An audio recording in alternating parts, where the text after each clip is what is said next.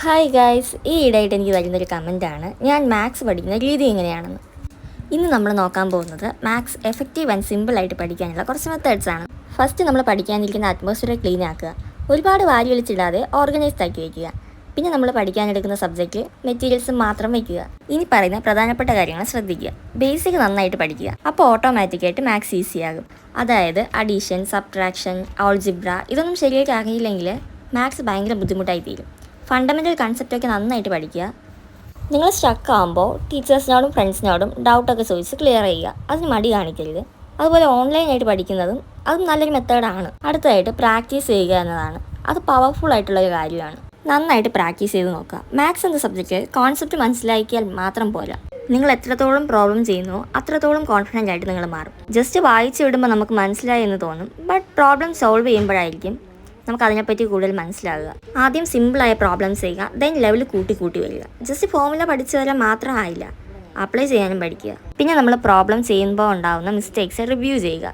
നമുക്ക് തെറ്റി പറ്റിയത് എവിടെയാണ് എന്ന് നോക്കി കറക്റ്റ് ചെയ്യുക. അത് മനസ്സിലാക്കിയ ശേഷം ആ പ്രോബ്ലം ഒന്നുകൂടെ ചെയ്തു നോക്കുക. അതുപോലെ PYQ ചെയ്തു നോക്കുക, അതായത് പ്രീവിയസ് ഇയർ ക്വസ്റ്റ്യൻസ് നമുക്ക് കിട്ടുന്നത് പോലെ ചെയ്തു നോക്കുക. നിങ്ങൾ എത്രത്തോളം ചെയ്തു നോക്കുന്നോ അത്രത്തോളം മാർക്ക് കൂടാനും ചാൻസ് ഉണ്ട്. കാരണം നിങ്ങൾക്ക് വരുന്ന എക്സാമിൽ 50 to 60% അല്ലെങ്കിൽ 70% ക്വസ്റ്റ്യൻസ് എന്ന് പറയുന്നത് PYQ തന്നെയായിരിക്കും.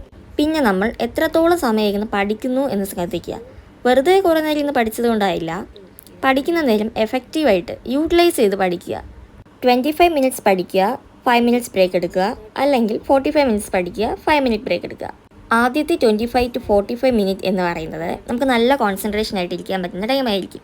അതുകൊണ്ട് തന്നെ അപ്പോൾ നമുക്ക് ടഫായിട്ടുള്ള പോർഷൻസ് കോൺസെൻട്രേറ്റ് ആയിട്ട് പഠിക്കുക. അടുത്ത് ഫോർമുലാസൊക്കെ ഷോർട്ട് നോട്ടാക്കി എഴുതി വയ്ക്കുക. സ്റ്റെപ്പ് ബൈ സ്റ്റെപ്പായിട്ട് പഠിക്കുന്നതിന് തുല്യമായിട്ട് തന്നെ അറിഞ്ഞിരിക്കേണ്ട ഒരു ടിപ്പാണ് ക്വസ്റ്റ്യൻസ് എങ്ങനെയാണ് ചോദിക്കുക എന്ന് മനസ്സിലാക്കുക. പലപ്പോഴും എല്ലാവർക്കും ഉണ്ടാകുന്ന പ്രശ്നമായിരിക്കും ക്വസ്റ്റ്യൻസ് മനസ്സിലായില്ല, പ്രോബ്ലംസ് തെറ്റുക എന്നുള്ള കാര്യങ്ങൾ. അങ്ങനെയാണെങ്കിൽ നിങ്ങൾ ചെയ്യേണ്ട ഒരു കാര്യമാണ് ക്വസ്റ്റ്യൻസ് എങ്ങനെയാണ് ചോദിക്കുന്നത്, എന്തൊക്കെയാണ് ചോദിക്കുന്നത് എന്നൊക്കെ കൃത്യമായി 2-3 വട്ടം വായിച്ച് മനസ്സിലാക്കുക. ഈ കാര്യം പലരും മിസ്സാക്കുന്ന ഒരു കാര്യമാണ്, എന്നാൽ വളരെ ഇമ്പോർട്ടൻറ്റുമാണ്. ഞാൻ ഇന്ന് ട്രിഗ്നോമെട്രി എന്ന ചാപ്റ്ററാണ് പഠിക്കുന്നത്.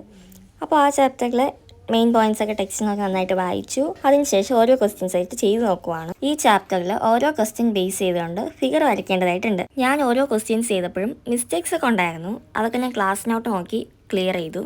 ദെൻ എനിക്ക് മനസ്സിലാകാത്ത എന്തെങ്കിലും പോർഷൻ ഉണ്ടെങ്കിൽ അത് പിറ്റേ ദിവസം ടീച്ചറിനോട് ചോദിക്കും. അപ്പോൾ ഇങ്ങനെ പഠിച്ചാൽ മാത്സ് നമുക്ക് ഒരുപാട് സിമ്പിളായി തോന്നും. ഞാനും ഇപ്പോൾ ഇങ്ങനെയാണ് ട്രൈ ചെയ്യുന്നത്.